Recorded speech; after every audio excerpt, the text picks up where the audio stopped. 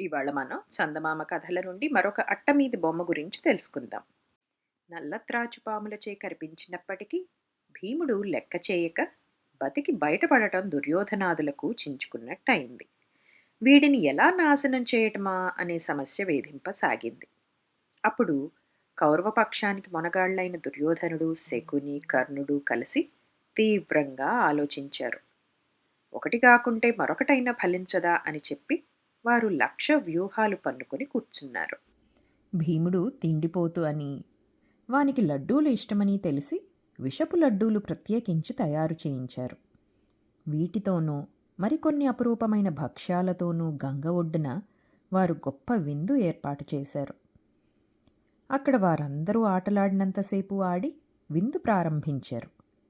విషపు లడ్డూలు తింటూన్న భీముని వైపు కౌరవపక్షీయులు చూచారు. అతనిలో ఏమీ మార్పు లేదు. ఆ లడ్డూలు తిని జీర్ణించుకొని మునిపటి కంటే ఉత్సాహంతో ఉన్నాడు. తర్వాత హాయిగా నిద్రించాడు. నిద్రిస్తూ ఉన్న భీముణ్ణి వారు ఆకస్మికంగా కట్టి గంగలో తోసివేశారు.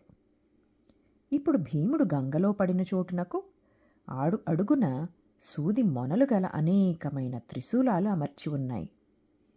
ఇలా పడిపోయిన భీముడు పాతాళలోకం చేరుకొన్న తరువాత మెలకువ వచ్చి, ఇదేమిటబ్బా, వాళ్ళు చల్లగా ఉన్నట్టుందే అనుకొన్నాడు. అక్కడ నాగలోకవాసులు భీమసేనుని ఎంతగానో ఆదరించారు. అతడు పంచపాండవులలో ఒకడని తెలిసి చాలా సంతోషించారు.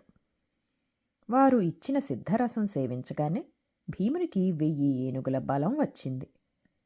తరువాత నాగుల దీవెనలందుకొని కొత్త తేజస్సుతో ఇంటికి చేరుకునేసరికి భీముని కోసం బెంగపెట్టుకుని ఉన్న అతని ఆత్మీయులంతా సంగతి సందర్భాలు తెలుసుకొని ఆశ్చర్యపోయి, ఇది ఒక మంచికే అనుకొన్నారు. ఎవరెన్ని ఆపదలు తలపెట్టినా భీమసేనుడు చెక్కు చెదరలేదు. ఇదండి వాటి మన కథ. మళ్ళీ ఇంకొక కొత్త కథతో మీ ముందుంటాం. అంతవరకు సెలవా మరి.